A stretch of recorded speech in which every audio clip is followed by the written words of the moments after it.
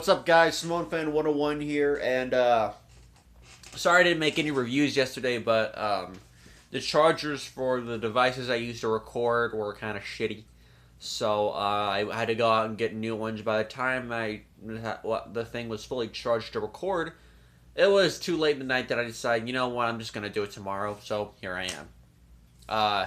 This is my Raw review, so let's get to it. Let me see here. We started off with a brief segment of earlier in the day when Rollins said he would call out the Demon King, which he is referring to Finn Balor.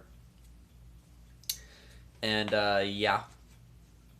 So the actual opener of the show was Rusev and Lana. They came out because they were pissed that Roman Reigns, interrupted their wedding ceremony on Raw last week. And they said that Raw, there wasn't going to be any Raw until they got an apology. Foley came out, tried to resolve the situation. That didn't work. Stephanie came out, trying to resolve the situation. That didn't work. Then Roman Reigns finally got his ass back out there. He said he was sorry that Rusev found Lana online. Because he made the joke last week that Lana was a mail-order bride. Shit ensued. They announced that there was going to be a match between Rusev and Reigns tonight on Raw, or last night on Raw. The main and apparently it was in the main event. So I wondered how that went. I'll get to that when I get to it. After that, Sheamus had a brief pre-match promo saying that he was going to move on from Cesaro, even though Cesaro beat him twice. I guess Sheamus is a fucking idiot as well. As well as looking stupid. He had a decent 10-minute match with Sami Zayn. But there's two problems with this one. One, it continued the Sheamus-Cesaro feud. And I got nothing against Sheamus and Cesaro feuding. Those two actually have some pretty good matches. But there is one little problem. The problem is that they have nothing to fight for. They're just now, granted, it's good that they have a feud against each other and that they're building a feud without a title on the line. That's good.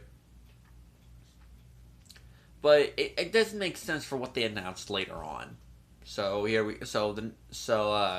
And the second problem I had with this match is that Sami Zayn won.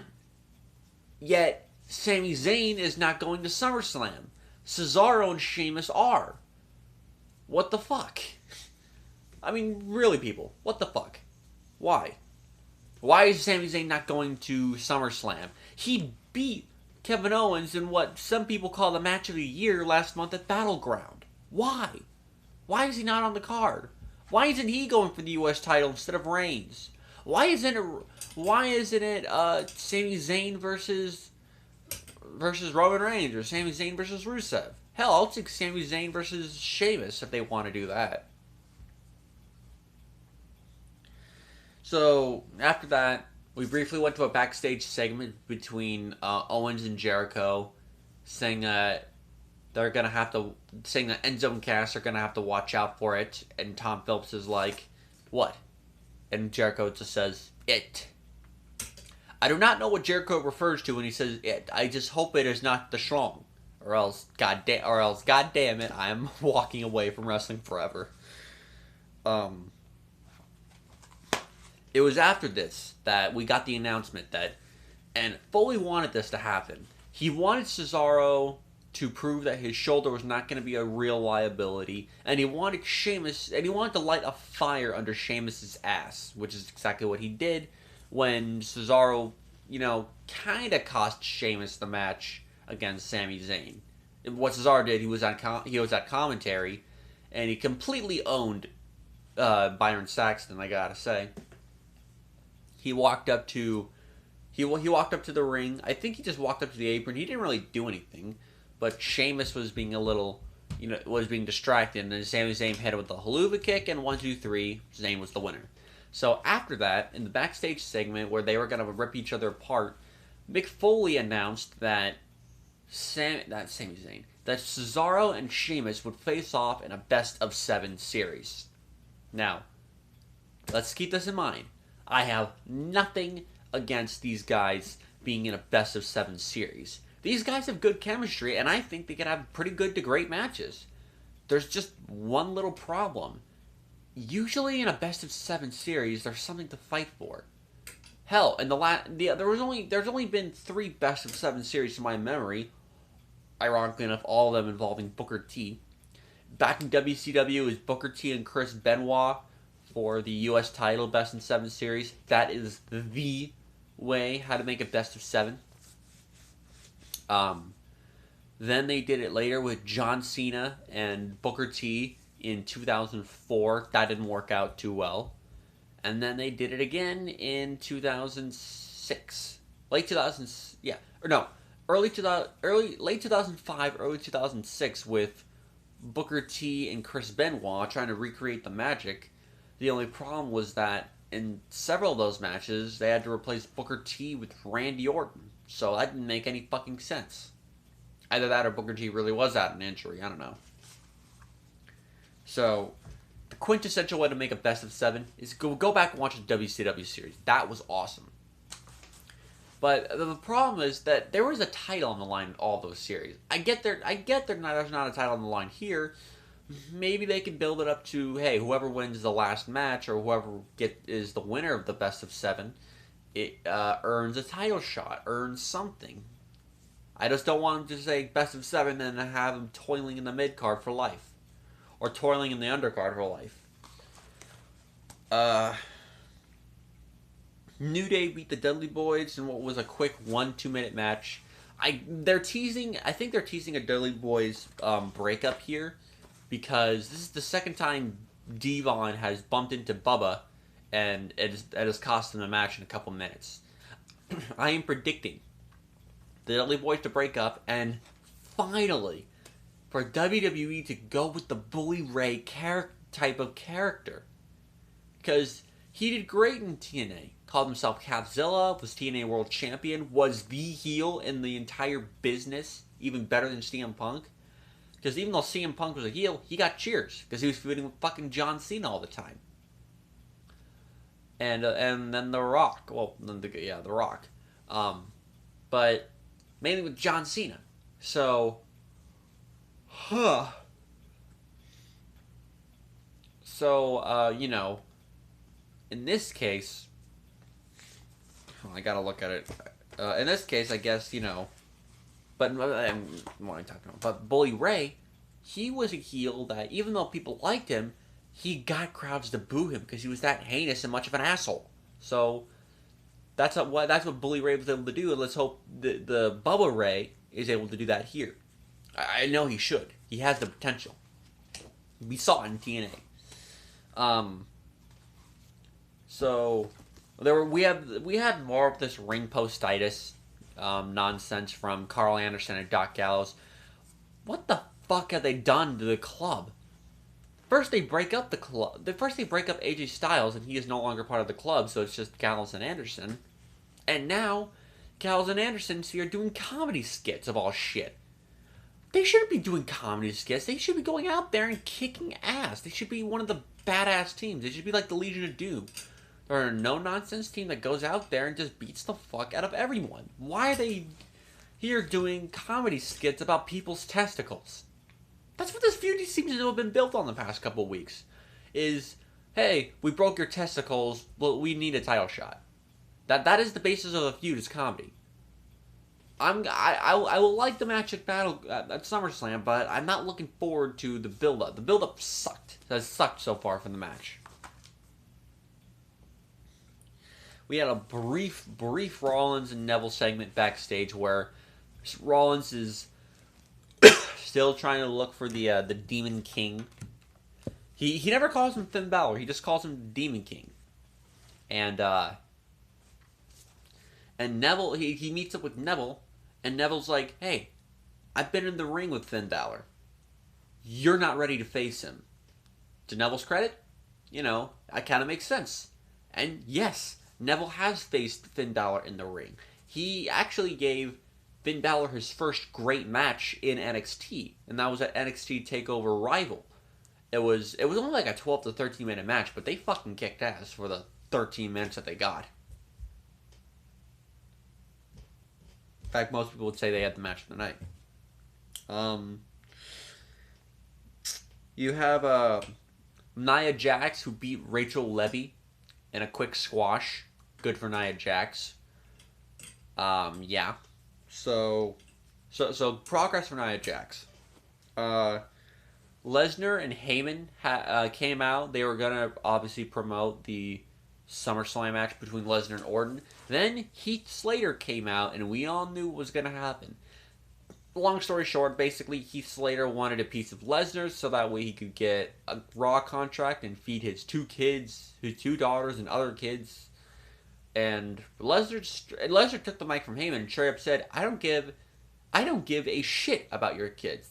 And he gave him 2 options: 1, walk away in one piece, or 2, stay there and continue to piss me off. Slater was about to leave, then he tried to attack Lesnar. Lesnar hit him with a couple suplexes, and then F5'd him. Goodbye, Heath Slater. I hope your casket looks good for your kids. It was overall a pretty good segment, because after that, then Heyman went off in a spiel promoting the match. It's a Paul Heyman Lesnar segment. Every segment is good. Although it was getting a little, rusty that we were seeing the same thing over and over again, so at least they shook it up just a little bit by putting Slater out there to get destroyed. Colin Cassidy, or just Big Cass, beat Owens by DQ after like 5 minutes. Because Chris Jericho interfered. This is the second short match on the show, and boy, it gets worse. Trust me. So post-match attack, they attack Enzo, they attack Cass, Owens and Jericho stand tall. I'll get to why I hate this later. Quick backstage Reigns and Rusev brawl. Rusev, hit Reigns against the metal gate they have in the arena, and Reigns hurt his ribs in storyline. So there's that. The Shining Stars, yes, the Shining Stars, Primo and Epico beat the Primetime Players in 2 minutes. And basically what happened earlier in the pre-show, Titus, tried to say, hey, look, one night reunion, Primetime Players, let's see if we can do something with it. And, Darren Young was all into it. So was Bob Backlund. And they came out. Darren Young accidentally bumped against Titus in the corner when he was being an Irish whip to not the corner but the rope after Titus was supposed to be given advice by Bob Backlund. He did, and after that, Titus was like, fuck this. He hit Clash of the Titus on Darren Young, and the Shining Stars got the pin. Yes. Now, here's the thing. The Primetime Players lost to the Shining Stars is not what pissed me off. What pissed me off is that the Primetime Players got their entrance. Primo and Epico did not get their entrance. Losers. Losers these guys are. Losers. Neville beat Jinder Mahal in a quick 3-minute match. I get what they're trying to do here. They're giving Neville several wins, several weeks in a row on Raw, so they can build him as the top guy in the Cruiserweight division. He's still young. He's still in his 20s. I think like late 20s, but still in his 20s. He could be the face of that division. I don't know if I'm gonna go overtime here and make a part 2. So let's see how it goes.